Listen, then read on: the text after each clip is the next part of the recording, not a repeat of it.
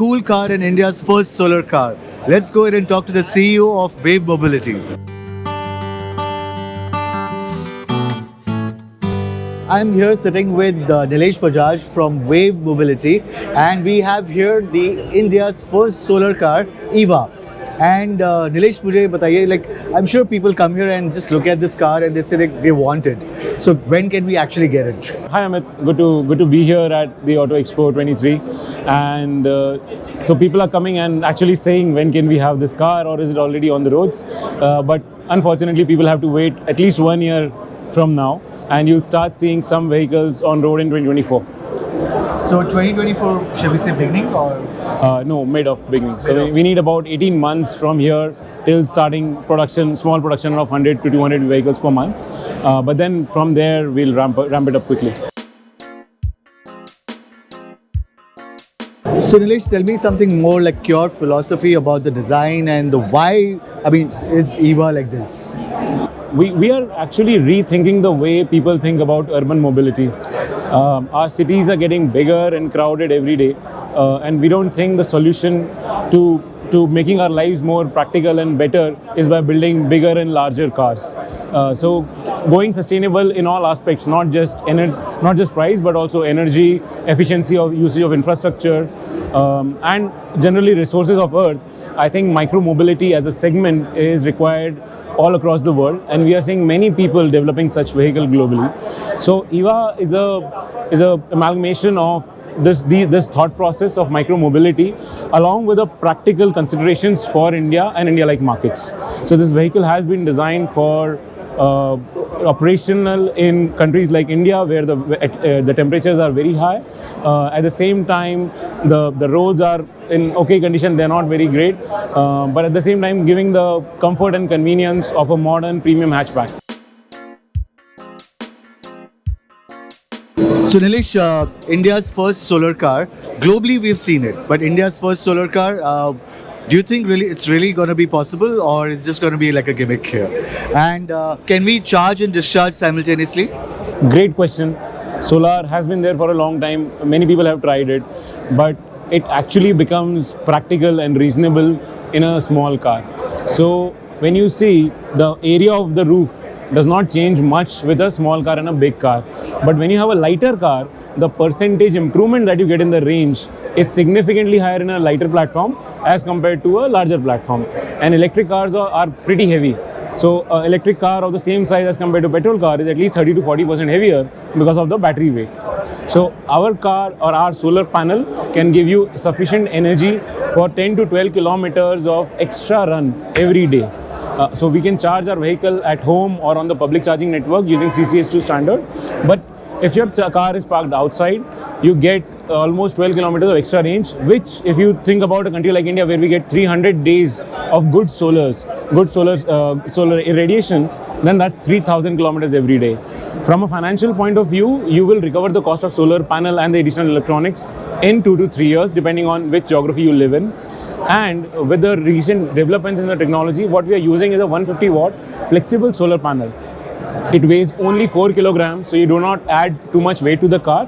At the same time, it is designed for outdoor usage, so there is no maintenance required, or it will not shatter or anything. It can be flexed along with the roof of the car.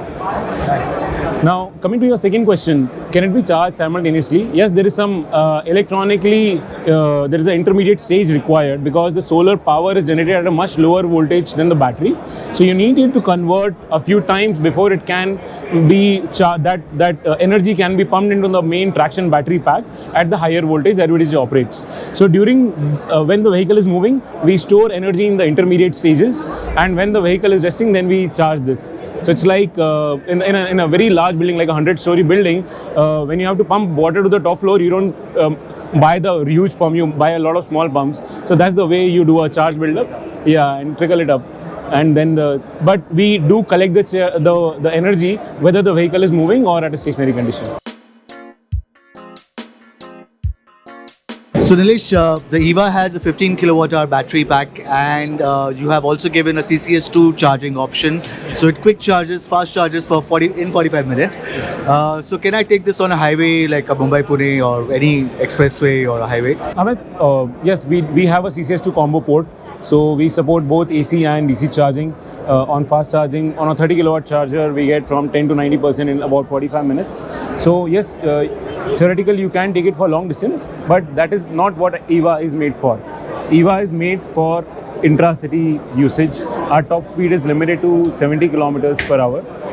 And this car cannot be taken on high-speed expressways. It can be taken on highways, but cannot be taken on high-speed expressways. Nilesh, we know that electric cars are very software driven, and it is very important, and it has to keep growing, right? Where are you today in the development of the software stack? An electric car is almost 70% made up of electronic components. The bill of material is 70% electronic components, and that's one of the core strengths of our team. So me and one of the co-founders, Saurabh Mehta, we both have been working for past decade delivering high complexity electronic and communication products. So we have extensive experience in large scale manufacturing, design, prototyping of these systems, and that's where we have already created systems where from firmware, the software, the cloud-based data collection, intelligence, we have built that a number of times for different type of customers, and we'll be doing something similar for this product. We are in the middle stages of the development, but because of our experience, that is not something we don't need much time to deliver that particular part. So that will be done pretty soon. There are so many systems in an electric car that need to be continuously monitored, and all that data has to be collected. Especially in the initial phases of product launch, we need a lot of feedback. So there are a lot of systems in an electric car that talk to each other, like the powertrain talks to the BMS talks to the ECU, and they sometimes talk to some external systems so that the vehicle is performing in the most optimal way. So we are testing on all of these systems on a subsystem level. When they get integrated, they will be tested as a system. But the other part, the communication, the HMI, all those things, we are already in advanced stages of that. You can get a feel of that in the vehicle, where you see our demo screens for how the infotainment system and the instrument cluster will look like. It's the best part with electric vehicle is there are very few moving parts as compared to a IC or a diesel car, and hence the maintenance is very less. So the car will practically tell you if and when it requires any future maintenance, and it will schedule it for you. There will not be any yearly or that kind of maintenance. The car will tell you when it needs and what it needs, and you'll just have to contact us for that. So Nilesh, the Wave is also about made in India.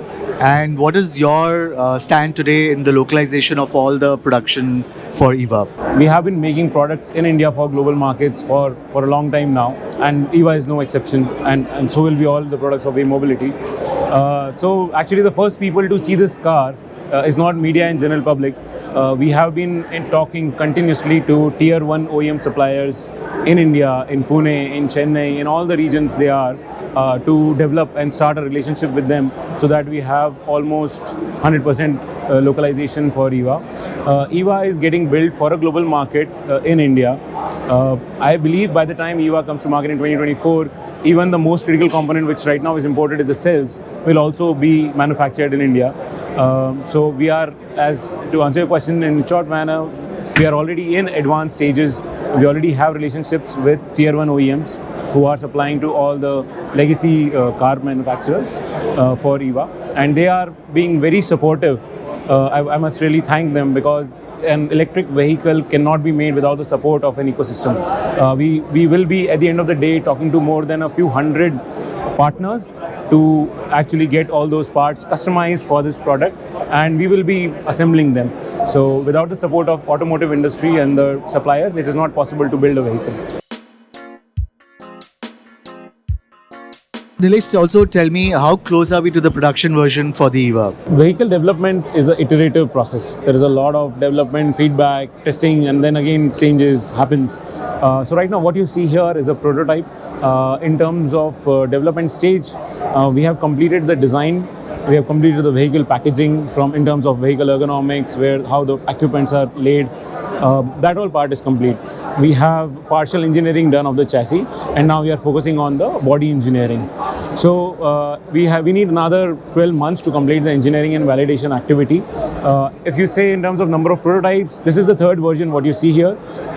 So maybe a couple of more versions, but I think in single digit number of iterations we will reach the sample that will be the part of initial 100 batch. So 3 or 4 more iterations. By the time we reach the golden sample, that will be then submitted to ARAI for homologation, and that will once we submit the sample, we cannot make any changes, and that will be used as a template for the manufacturing. So Nilesh Bajaj, my final question to you would be, which is actually the key, is that all startups need funding. So where are we at? Automotive is one of the toughest domain to develop a new product because of two things. One is the capital requirement, and second is doesn't matter how much capital you put in, there is a time that it takes to develop, test and validate a product before you can actually launch it in the market. So yes, it has been tough. Till recently we were bootstrapped. We have raised a small round recently with some angels, and we will be needing more funds to take this development forward. But I think it's more important that we show the progress and we build the confidence of investors, and that's what we are here for. I think the public response has been tremendous. The media and the general public both are really loving the product, and this is the validation that we were waiting for. And now I think this is the right time that we are at the inflection point. So now we can exponentially increase our development pace to bring this product to market as soon as possible. Finally, Yeah. so if I want to express an interest that I am interested, so how do we go about that? Thank you for asking this question, because we would like to see the people's interest in our vehicle. So you can go to our website evacitycar.com and you can join a priority list. So then you will get all the updates of our vehicles, not just this one, but also the other vehicle platforms that we are working on. And as soon as the pre-booking opens, you will be the first ones to know about us. Any questions you have for the EVA and the Wave Mobility or for Nilesh, please put in the comments below. Thank you, Nilesh, for spending the time with us, and thank you to the Plug in India viewers if you want to say something to them. Yeah, thanks, Amit. It has been great talking to you. And Plug in India viewers, we are here for a couple of more days in the Delhi Auto Expo in Greater Noida. Please visit us. Thanks for your support.